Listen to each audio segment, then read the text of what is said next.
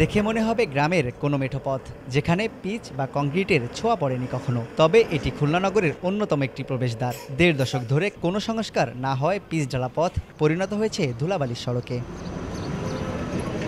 খুলনার বাস্তোয়ারা মোড় থেকে সিটি বাইপাস পর্যন্ত ২.৩৭ কিলোমিটার শেখ আবু নাসের বাইপাস সংযোগ সড়কটি ব্যবহারের অনুপযোগী হয়ে পড়েছে। সড়কের ইটগুলো উঠে গেছে, ফলে তৈরি হয়েছে অসংখ্য গর্ত।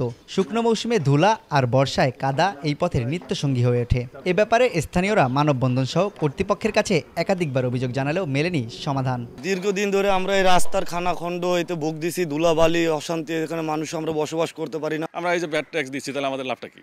আমরা তো নাগরিক কোনো সুযোগ সুবিধাই পাচ্ছি না। চোখে বেশি ময়লা যায়, চোখে দেখা যায় না, চোখ জ্বলে। আমরা অনেক রিক্সে এই রাস্তায় যাওয়া আসা করি, আর বৃষ্টি হলে তো ঢোকাই যায় না। কর্তৃপক্ষ এই বিষয় নিয়ে সম্পূর্ণই উদাসীন। ২০০৯ সালে ১৪ কোটি টাকা ব্যয়ে সড়কটি নির্মাণ করে খুলনা উন্নয়ন কর্তৃপক্ষ।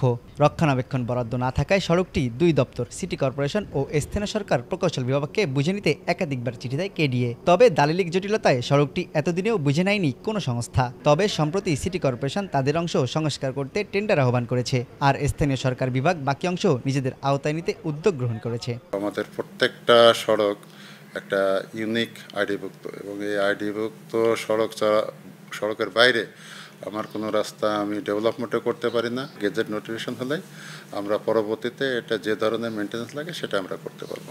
২.৩৭ কিলোমিটার দীর্ঘ সড়কটির ১ কিলোমিটার সিটি কর্পোরেশন ও বাকি অংশ ডুমুরিয়া উপজেলার আওতায় পড়েছে। তানজিম আহমেদ, সময় সংবাদ, খুলনা।